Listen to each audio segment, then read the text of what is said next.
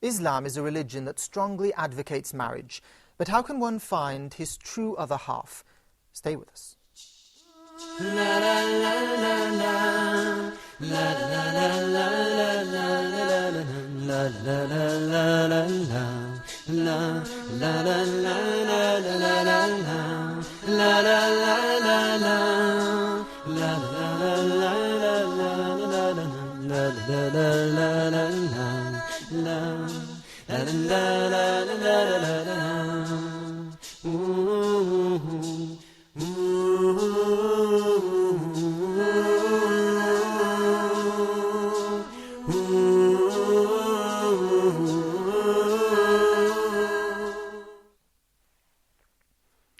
Assalamu alaikum and welcome to Youth Talk. With me in the studio to discuss the topic of our episode today is Sheikh Waleed Basyouni, an instructor at the American Open University in Virginia, Imam of the Clear Lake Islamic Center in Houston, and a member of the Fatwa Committee in the Muslim Jurist in North America. It's a pleasure having you with us. Thank you. Also, I'd like to welcome our youth panel. To my left are Muhammad, an English translator, Ahmed, an English teacher, and to my right is Hilali, who is a translation manager. It is, of course, a pleasure having you all with us on Youth Talk. Thank you. Let's start off with, of course, Sheikh Waleed Basyouni. Could you possibly give us some insight into the importance of marriage in Islam? الحمد لله رب العالمين والصلاة والسلام على أشرف الأنبياء والمرسلين نبينا محمد وعلى آله وصحبه أجمعين وبعد. All praise due to Allah and His praise and blessings and peace be upon our Prophet Muhammad sallallahu alaihi wasallam and his family and his companions and his followers until the Day of Judgment. First of all, I'd like to welcome you too and thank you for having me in your show. And I believe it's a very interesting topic to talk about, about marriage, especially for youth. No doubt marriage is one of the most important topic in Sharia. Allah subhanahu wa ta'ala have talked about marriage in detail and encourage Muslims to get married. But even before that, Allah created us in a way that we feel attractive to the opposite sex, that we've been created in a way that men need women and women need men.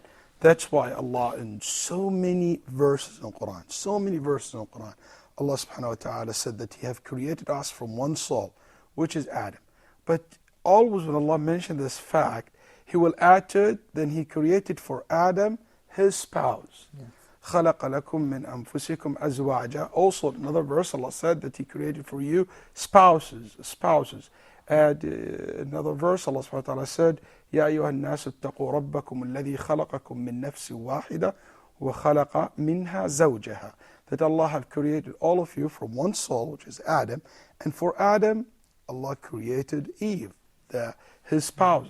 So many verses like this. Actually, one of the signs of Allah subhanahu wa ta'ala, this is one of His signs. وَمِنْ آيَاتِهِ خَلَقَ لَكُم مِّنْ أَنفُسِكُمْ أَزْوَاجًا لِتَسْكُنُوا إِلَيْهَا.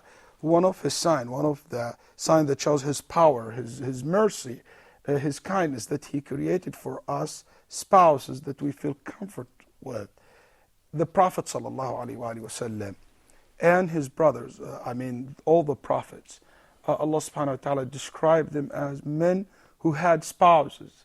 That all the prophets that Allah subhanahu wa ta'ala have sent, He have given them spouses and they had children. And one of the supplication that Allah subhanahu wa ta'ala also mentioned in His book Al-Quran, هَبْ لَنَا مِنْ أَزْوَاجِنَا وَذُرِّيَّاتِنَا قُرَّةَ أَعْيُنٍ. That He taught us that we should ask Allah subhanahu wa ta'ala to bless us with spouses and children who will be good to us and we will feel comfortable with. So many verses. If you look to the Sunnah, the tradition of the Prophet Muhammad sallallahu alaihi wasallam, you will see also tens of hadith explaining the importance and emphasizing on the importance of getting married. For example, the Prophet ﷺ said, this hadith reported by Imam al-Bukhari and Muslim, related by Ibn Mas'ud radiallahu anh, that the Prophet ﷺ said, يا معشر الشباب من استطاع منكم الباءة فليتزوج the Prophet ﷺ addressed the youth, and it's nice because it's a youth talk. So he addressed the youth, saying, whoever capable of getting married, he should do. He should get married, married as soon as possible, and because this will help him to protect himself from involving in any indecent act. And if he couldn't, he should fast, because fasting will help him to protect himself. In another hadith, the Prophet ﷺ also told 3 people who came to his house, and each one of them tried to be better Muslim, if we can use this word, by inventing their own way of practicing or understanding the religion. One of them said, I'm not going to sleep in the night. I'm going to pray all the night.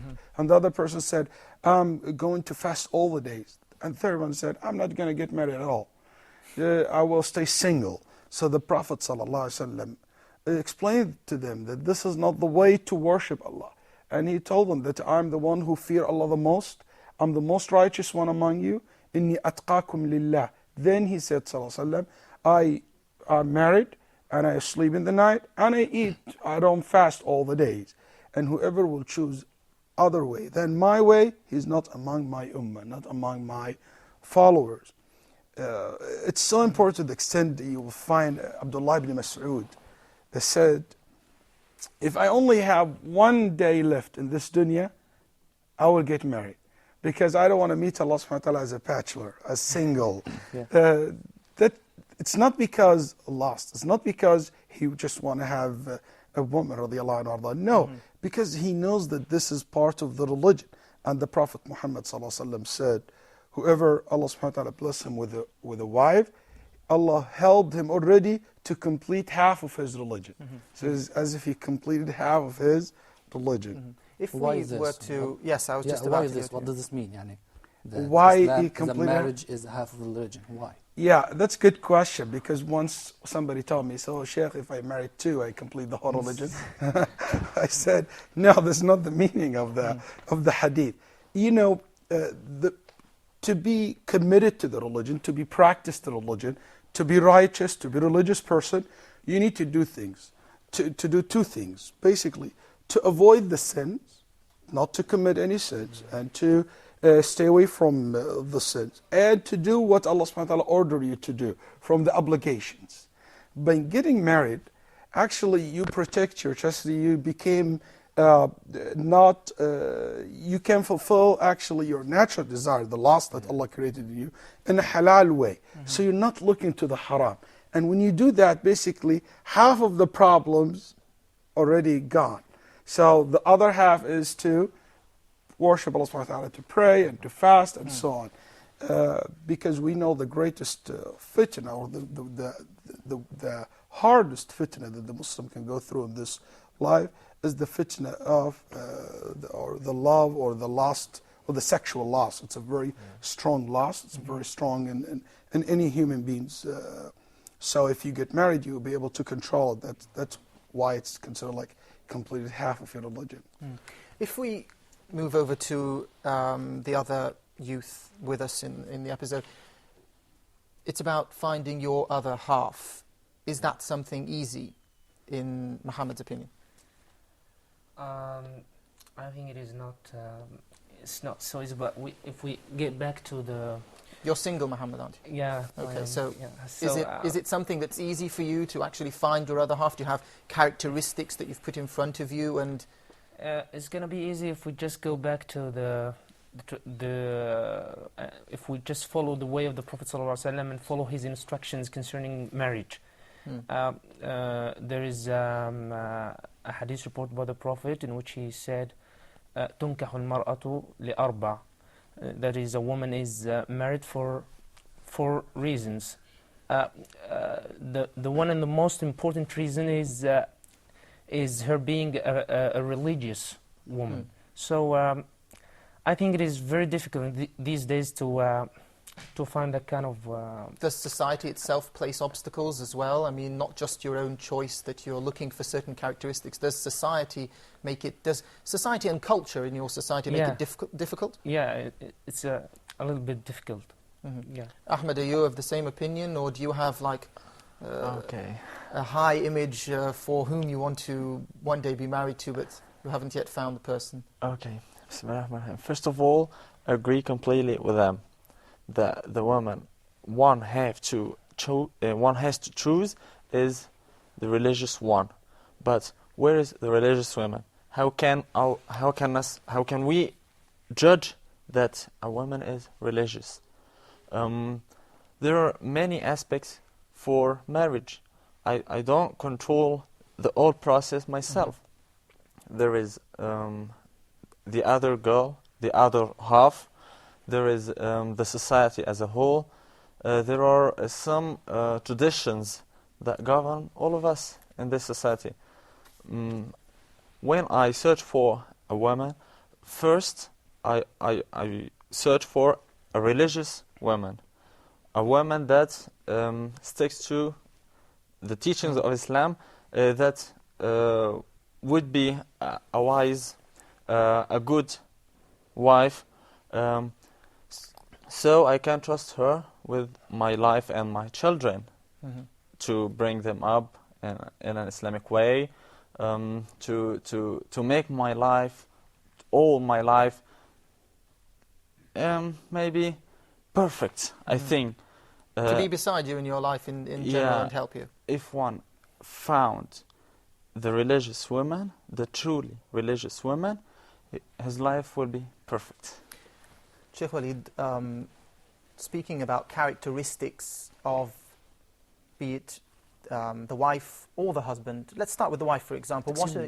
Before we start talking about the criteria for your wife, one of the main reasons that make a lot of the youth refrain from marriage is the matter of provision, risk. For instance, a guy may say, I only get 100 and it is hard enough for me.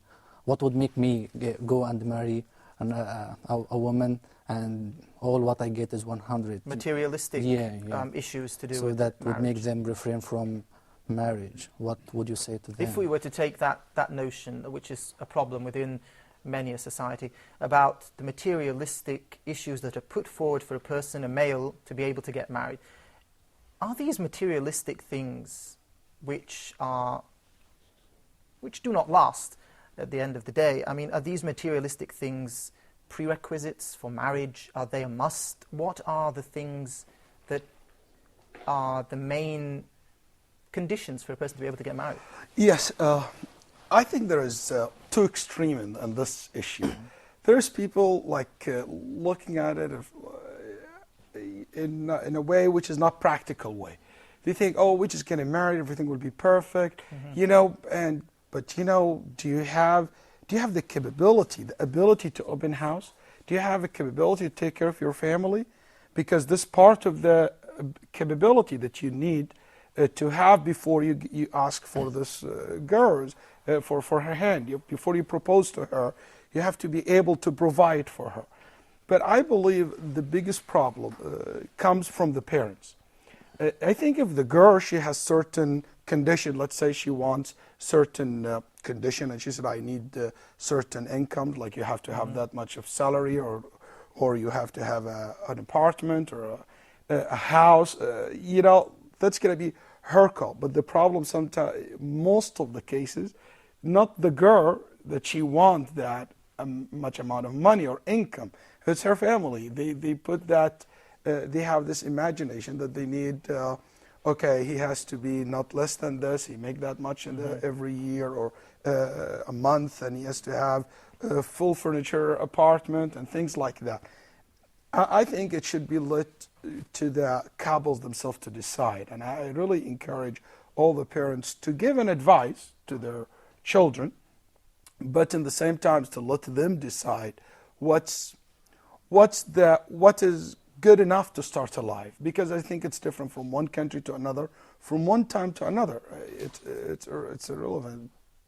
That's what I think. But nothing in Sharia saying you have to have such amount of money in order for you to be able to get married. So what does it say? It says whenever you're able and capable of supporting your wife. Whatever if you have enough money to support your wife, yet. And it's interesting to know that the fuqaha said, if the father is rich, it is part of his nafaqah that he should support his son. If he is rich and if he has enough money to survive and to take care of his own family and his extra money, he should help his son or his daughter to get married.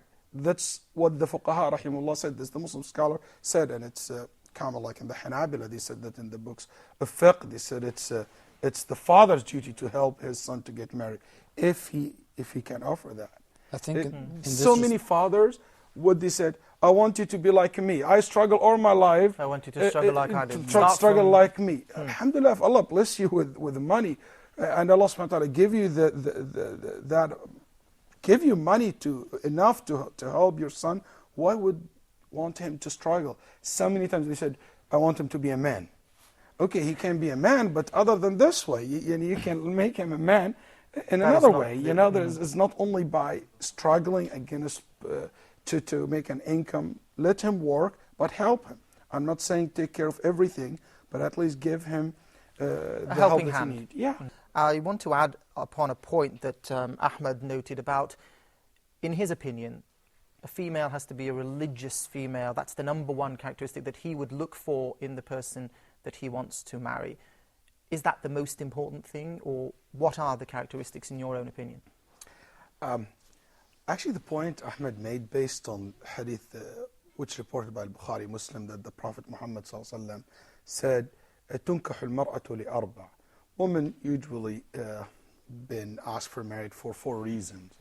The Prophet ﷺ mentioned either because she's rich, or because she's from a very well-known family, or because her social status, jahuha, or because of her religion. Then the Prophet ﷺ said, when you marry, choose the religious one. But we have to notice that also this hadith been reported in another narration. There's another narration reported by Imam Ahmad, that the Prophet ﷺ said, عليك بذات الدين والخلق. Choose the one who has good religion and good manners. And this raises a question. Good manners and good religion. Okay, manners part from the religion. So why the Prophet ﷺ said religion and manners? And that's khuluq. Some people translate manners. I always like to translate khuluq here to the one who has culture, or good culture, good manners, which is match your culture, match your This is manners. females and males. Yeah, On both sides. Both sides. The hadith talking about women, but can be applied to men as well, because women looking into 4 things as well when they consider a husband or their future husband. They think about a man who may be rich or has a social level, like has a good job, and so on. In another hadith, also the Prophet ﷺ said, and this hadith reported by Abi Dawood and Nasa'i, he said, تزوجوا الودود.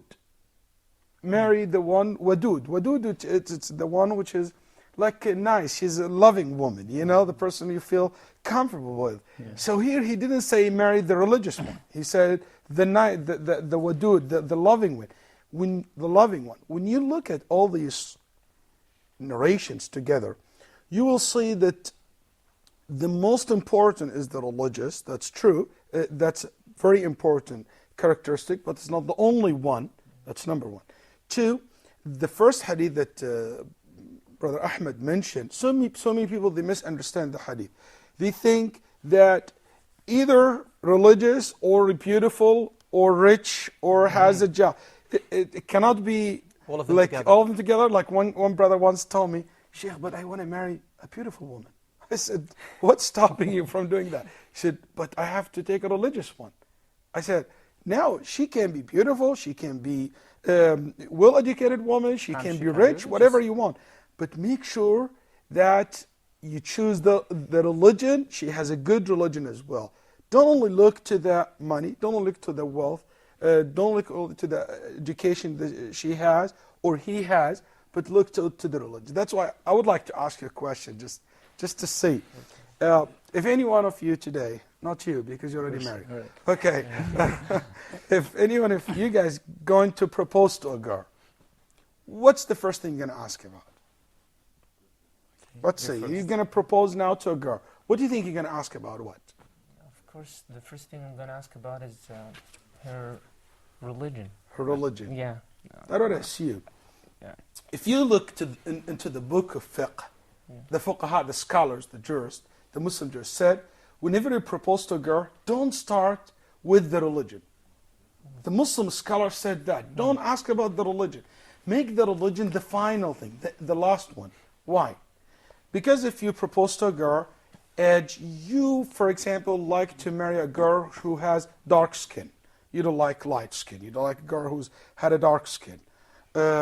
So you propose to a girl, so she's religious. They tell you, mashallah, she's very religious.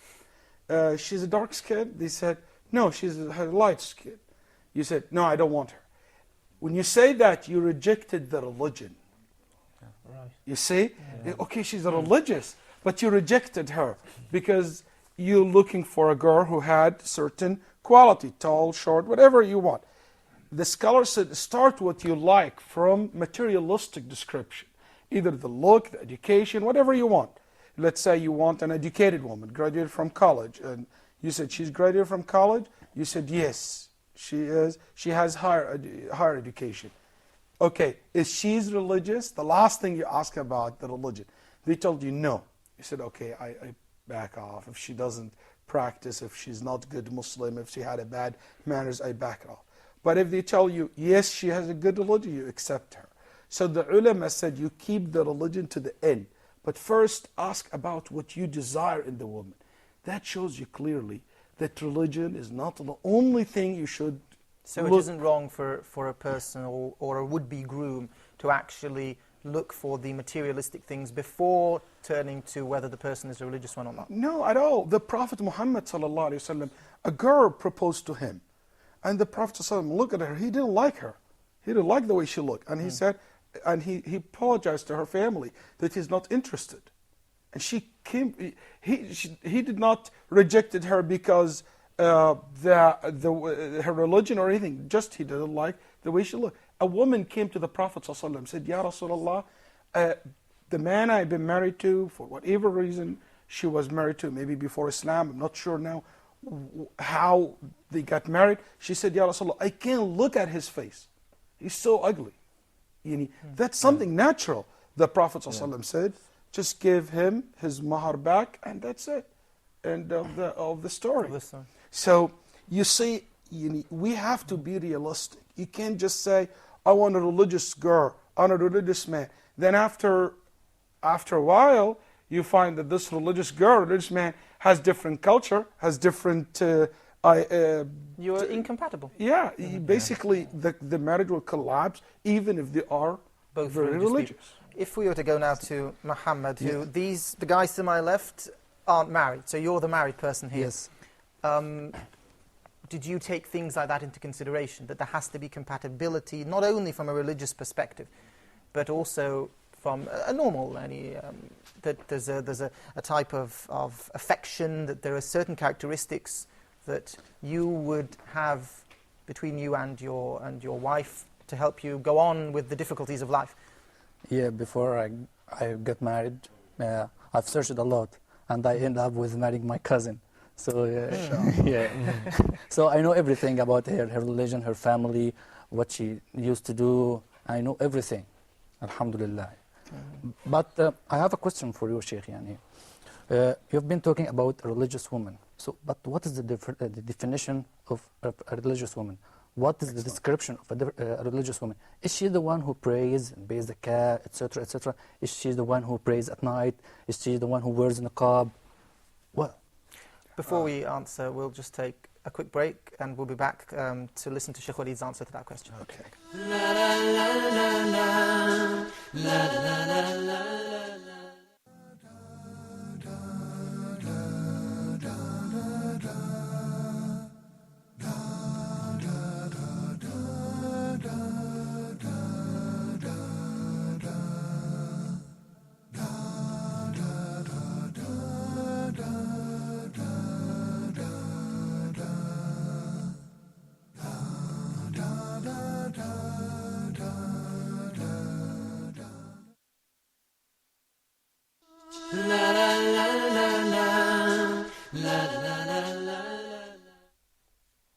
Welcome back.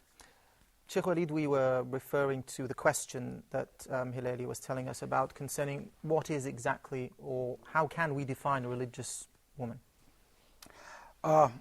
Religious question. woman or men. I think it's difficult because it's really very hard to judge person, to judge if he's religious or not. But there is certain, no doubt, there are certain things that you can know through it if the person is religious or not. For instance, the religious person is the person who worship Allah subhanahu wa ta'ala only, and he's not involved in any kind of shirk or worshipping other than Allah. That's has a correct belief. That's first definition. The second, the person who tried to, or the person who committed to the obligatory in Islam. Islam is a very unique religion, and the nature of Islam is very important to be understood.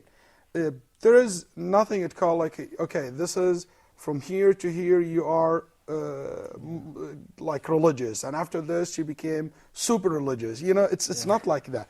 But there is fundamental things, and I think the most important thing in any person that he fulfill the pillars of Islam, that he prays, or she prays, he or she prays the 5 times a day, fast the month of Ramadan, give the zakat, and perform the hajj, and after that come the great obligatories, which is birrul walidain, being dutiful and good to your parents, have a good manners with dealing with people.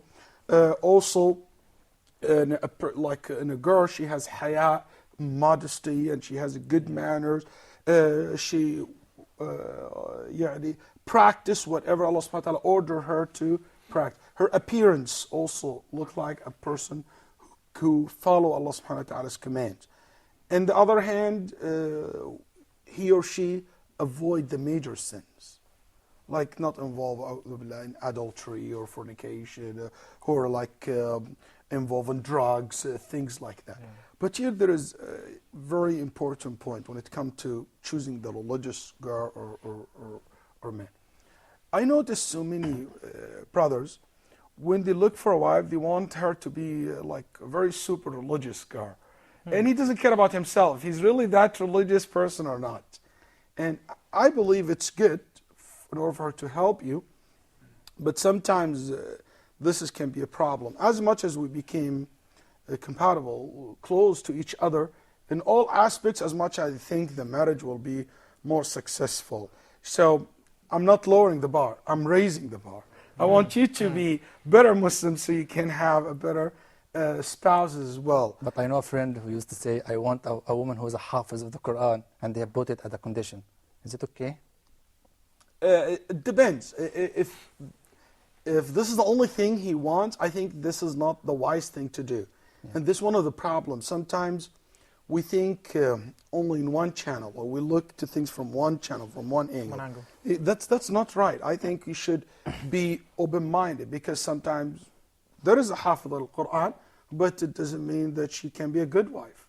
You know, it depends. That's why choosing the right person, finding the other half, I think it's a difficult process. It's not a difficult, let's put it this way. It's very important process. You have to choose good, because the rate of divorce is very high in the Muslim world. And we don't want to have broken families. We would like to have a strong family, and the first step to have a strong family is to choose right. I'd like to ask some of the others who are to my left, if I'm talking about the materialistic issues, do you see that as, in a sense, an obstacle to many youth getting married? We know that if we're talking about our own society, that people place a lot of emphasis on materialistic things, on a home, on other things as well. Is that an obstacle at times that goes beyond the characteristics of the person? Ahmed? From my point of view, I think, first of all, being materialistic is not moral, really. It's not in our Islam. But there should be a minimum. I mean, in your opinion. Of course, we talked before about compatibility, about being close to each other in education, in ways of thinking, in culture, of course, and in financial level, of course, they should be not equal, but to be appropriate, to go in life together. Sorry. Okay. Back to materialistic view. Issues or views, yes. I think this is because of poverty. At first, poverty. Having money is not so easy these days. That's why people keep asking for things from the man who's coming to get married, for example, because there isn't enough. Because people, for example, know that the economic situation in the country, in a country or in society, is difficult. So they want to ensure that the future of their daughter, which is usually the case, is insured. Of if course. You see what I mean. And another reason is they want to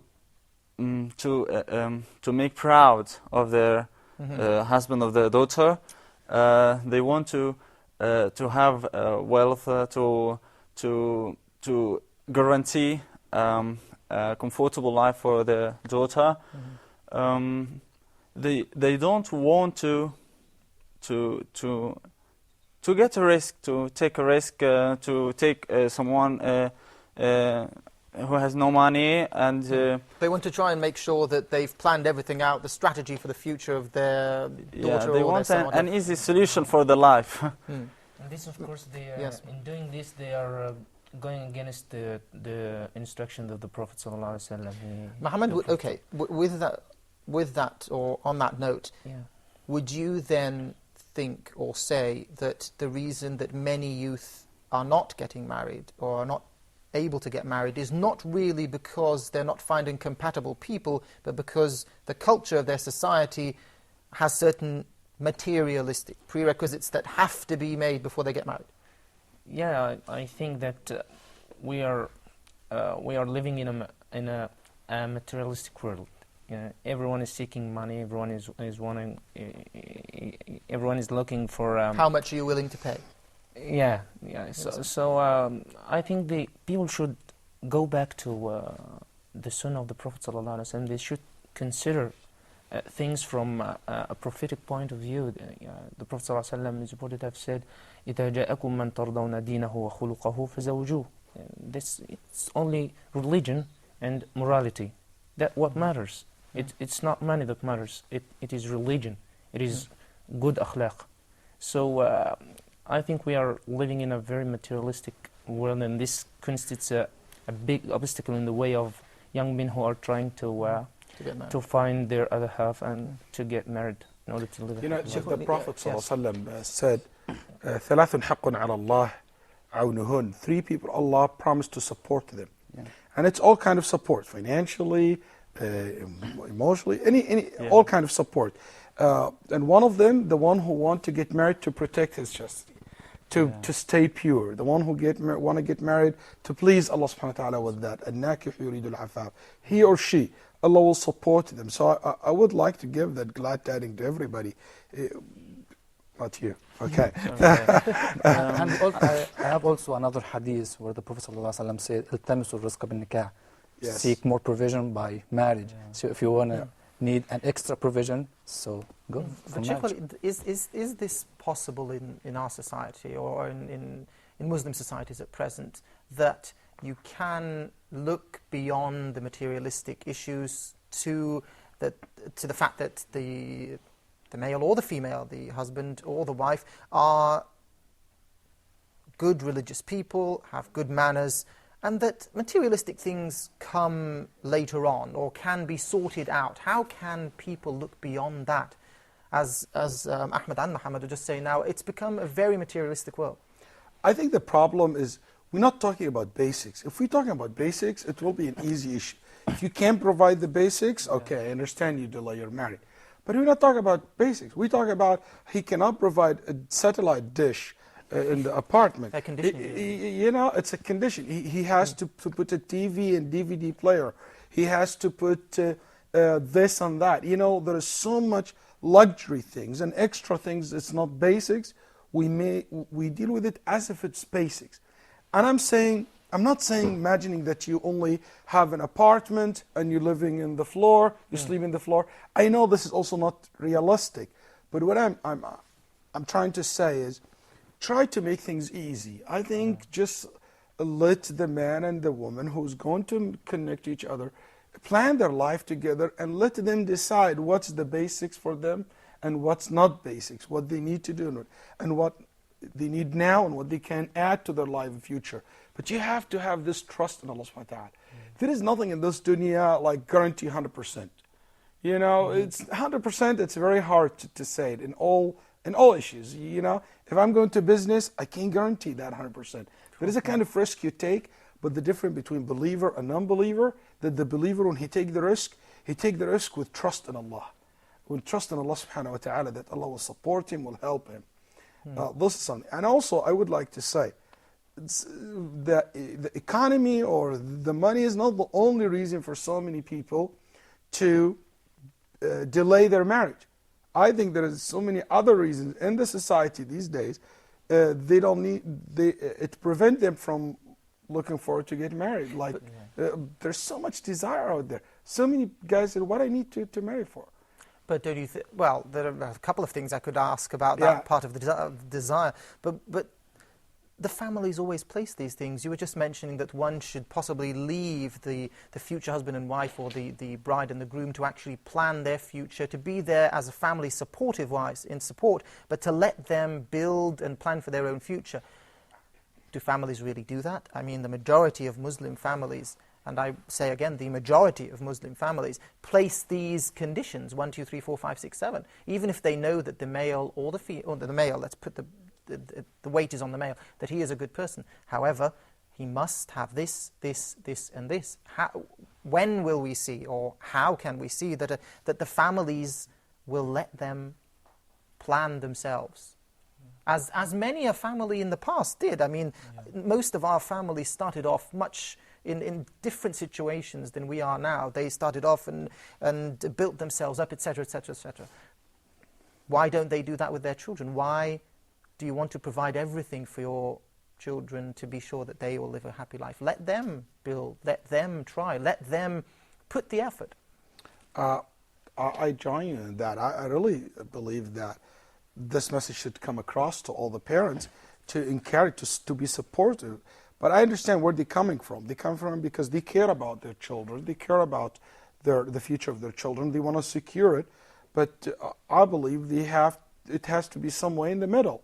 And by the way, it's not only girls. You know, when any brother today want to go to propose to a girl, and his father will ask him, okay, how much you make? Do you have an apartment? Do you have a car? Do you have this? Do you have that?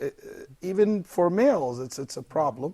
And I cannot judge. I cannot make one rule fit everybody, because it's different from one society to another, from one country to another. But my main advice will be make sure that he has the basics. And this basics, it has to be decided by the man himself. This is the basics I can provide, which is a shelter, and I can bring food to the house. I can take care of her if she gets sick, or and make her live in the same standard that she's been living in, for example. Some people, when they see that their daughter, for example, reaches a certain age, that it's too late for her to get married, or she has to be married very young, and sometimes it happens with males as well. Is that something that might be an obstacle to marriage? Yeah, I think there's so many brothers, they always tell me, I wish to get married here, but my family say you're too young. You're like 19 years old, or 20 years old, 21 years old, and his parents wouldn't allow him to get married. And same thing happened. Female, maybe most of the cases, they don't have this problem. But these recent days, you see a lot of parents, they tell, until she finish her education, she should get that a certain age. In Islam, the rule is like this. If he or she capable of getting married, they have the capability, they should get married. And the Prophet ﷺ encouraged the youth to get married. And youth start from 15 all the way to 40. What do you mean by capability? Capability, physically, financially. This is basically the main thing. Like you have a source of income to open a house, or maybe some people, they don't need even a source of income. Maybe their parents will support them.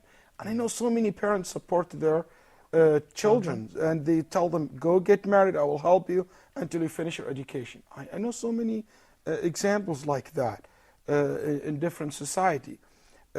Also, physically, that he is capable, he reached the age of puberty basically to get married. So I think the age, we cannot decide, we cannot say, okay, this is the age that the person can get married in or cannot. But if you want to get married early, and this is, I'm telling this to the youth, I would like to see your comment on that. There's so many young brothers and young sisters excited about getting married. But I think there's a very important point. Are you responsible enough to open a house? Are you responsible enough to handle this responsibility? Are you responsible enough to provide for another human being? Yeah, to take care of another human being emotionally, financially, and from all aspects, you know? And this applied to both sides, by the way, because the wife has to take care of her husband, the husband take care of his wife. So I think it's... So let's see what they think first. Ahmed. Okay. I think... So would you say that I think a 20-year-old person, for example, is ready? Responsibility is shared. Shared between the husband and his wife. She should give him push to succeed in his life, to feel happy, to feel he had a good woman that worth his life, all his life. But he should be in the first place, or shouldn't he be in the first place, responsible enough to care for this person before her support being a push for him in his future? Of course. He has to be responsible himself. Of course. Yeah. So many parents don't agree to allow their children get married because they don't trust the ability to build a new, the family is a cell, is a cell in our society. So it should be built correctly, confidently, in order not to give no chance to so it's a strong family and failure. So won't disintegrate. Muhammad, what age would you think a person, or a male, let's say, since you're a male would get married, and what age do you think would be appropriate? Bearing in mind that, let's assume now you're thinking of getting married. Yeah, I think it is the age when he thinks that he is responsible. Which is, in your opinion, do you think that you could possibly think that you would have been responsible when you were 19, for example?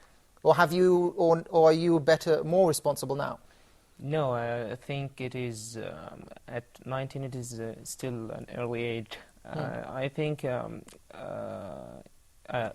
is early age? Yes, I think it is. I'm 26, I'm not married yet. So I think responsibility is very much important here, because before you get married, you should first think that you are responsible, because if there is no responsibility, then the marriage relationship will fail. So so you have to see when you feel that you're responsible. So Do you think 19, Sheikh Waleed, is too young, too old? I have seen people younger than 19 years old and been married. But is it 18 years old, and in a tough society. I'm not talking about a very relaxed society, rich. No. But is it right for a person, for a male, for a person to get married and have his father or his family supporting him financially speaking, bearing in mind that he is supposed to be the father of the household, of his new household, him and his wife, that he has his parents supporting him financially? How can he then be responsible if he's getting pocket money, let's say? Responsibility doesn't mean necessarily only to make money. It's a bigger than that.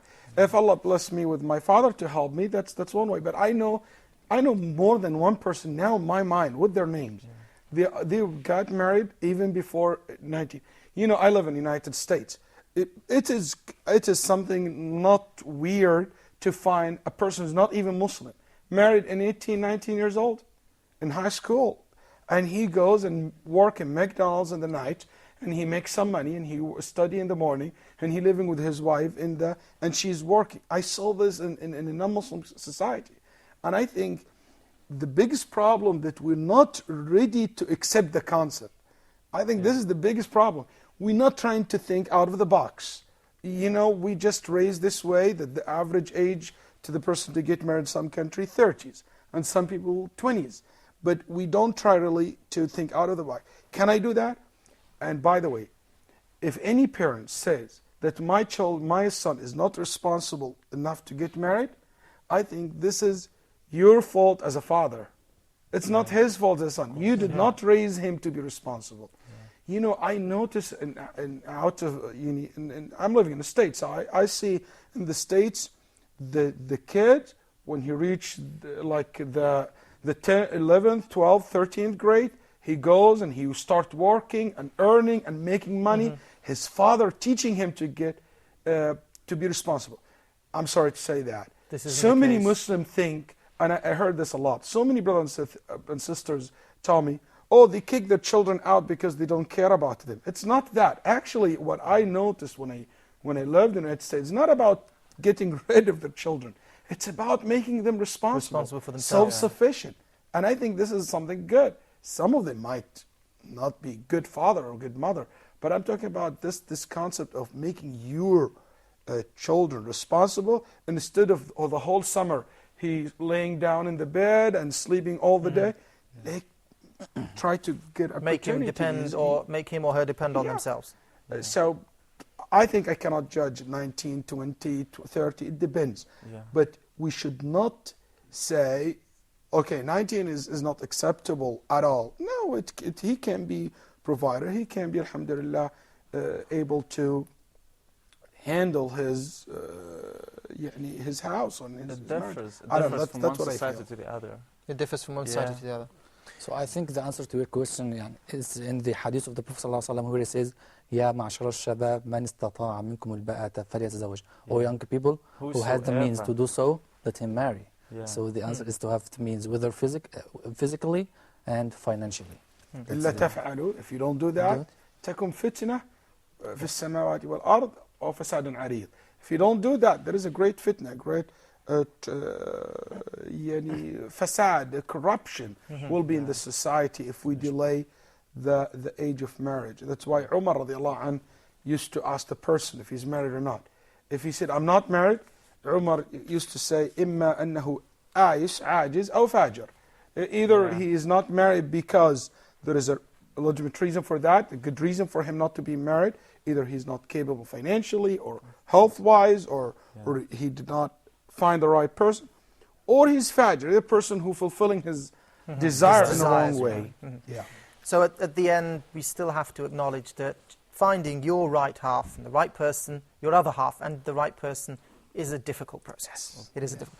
Well, unfortunately, we've run out of time for this edition of Youth Talk. All I can say is, first of all, to thank Sheikh Waleed Basyouni, instructor at the American Open University in Virginia, the Imam of the Clear Lake Islamic Center in Houston, and a member of the Fatwa Committee in the Muslim Jurist in North America. To my left, of course, I'd like to thank both of our young panel guests, Muhammad, who is an English translator, Ahmed, an English teacher, and, of course, to my right, Hilali, who is a translation manager. Pleasure to be here. Thank you all for joining us, and we will continue the topic of marriage in other episodes to come. So, thank you all for joining us. Assalamu alaikum, and we'll see you again soon. La la la la la la la la la la la la la la la